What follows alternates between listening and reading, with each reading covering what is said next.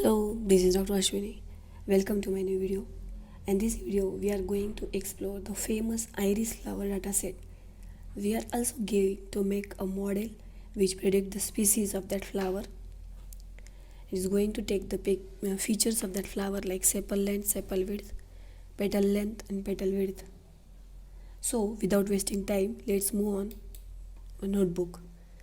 For this iris, we are using the iris dataset. For this, I am using the Jupyter notebook. We are going firstly I am importing the libraries for our data analysis. I am importing pandas and numpy library, and for visualization purpose I am importing matplotlib. Next I am importing sklearn.datasets. From sklearn there is having datasets, inbuilt datasets like iris, diabetes, digit datasets. I am importing sklearn datasets, and from this I am taking this load iris command for printing our datasets iris. I am getting this information about some datasets. From that I am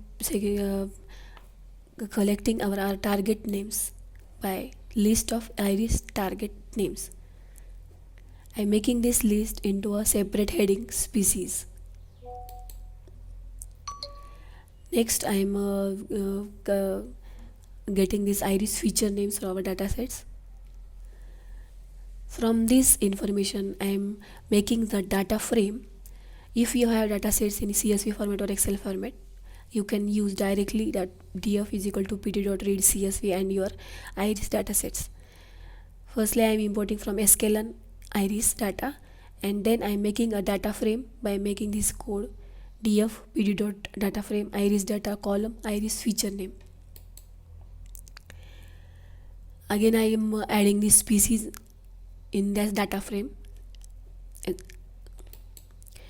By taking this df.head I am getting this 5 rows of our data, including our feature names and target name species in that.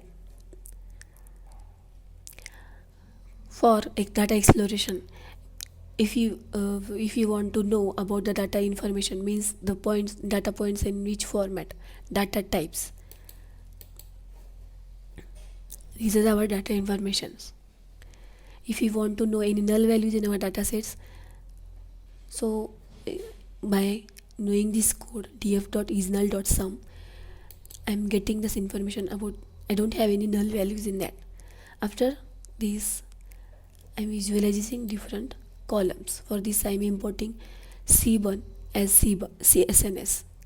By plotting the graph against the sepal length and species, I am plotting the count plot and using palette inferno. You are using as per your choice.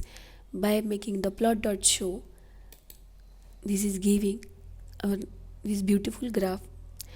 These are our legend species, Setosa, versicolor and virginica. On Y this is a count, and on X this is sepal length.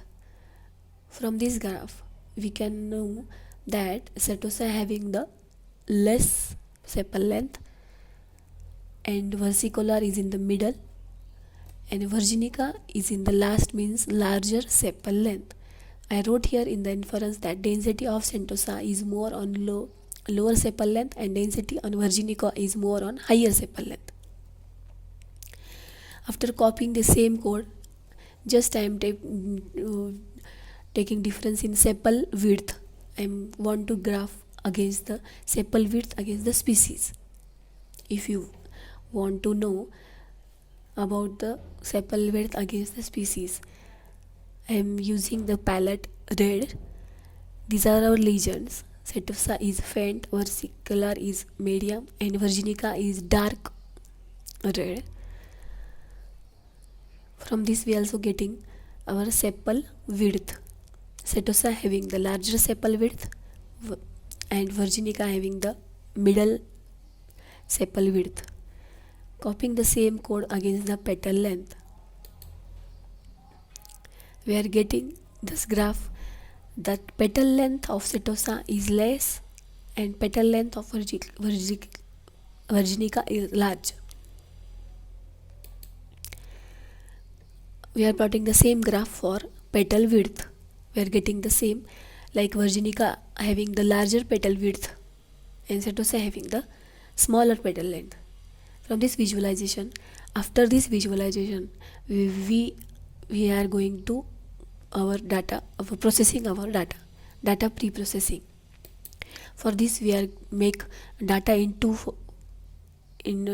x and y. In this x we are having our feature names and y our target name species. Shape of our x shape is 150 and y shape is 152. Next we are splitting our data sets for training our model. For this we are importing from sklearn.model selection import train test split. We are splitting our data sets in train and test, xtrain, xtest, ytrain and ytest. Train test split x, y, test size is 0.2, means 20% is our testing datasets and 80% is our training datasets. Random state is 42 as you want, and shuffle is true. Next we going to take a xtrain shape is 120 f4, xtest is 30 f4, and ytrain is 120 and ytest is our target species as 30.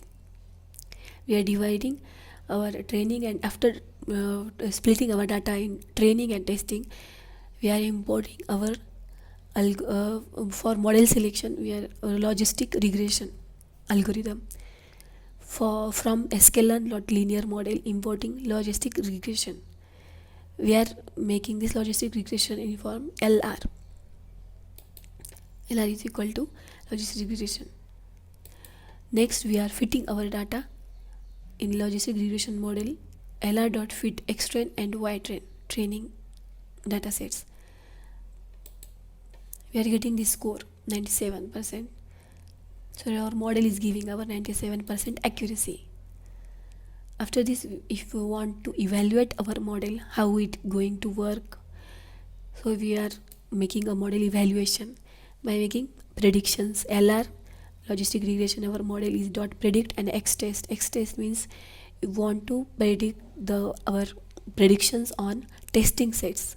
We train the data in this model, and if we want to evaluate our model by predictions on testing data sets. These are our predictions, and this is ytest is our actual.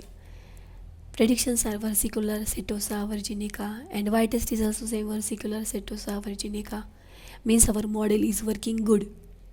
If you want to score accuracy score, you run this code from sklearn.matrix import accuracy score. Accuracy score of ytest is our actual and in between predictions. So iris datasets is a smaller datasets, and we are making this data analysis. Thank you.